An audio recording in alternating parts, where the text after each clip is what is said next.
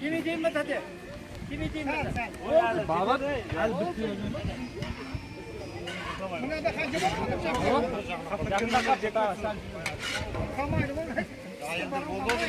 Yok. Tegen kol götürlemeye. Bargol hayvan. Baktırıyor bir de oturdun. Atınız kim bu adı? Müslüm. Bir.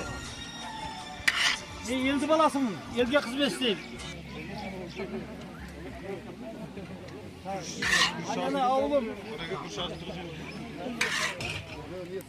Yeni olsun da cadları bir iki kuruş şaşırakta yedim. Var mı?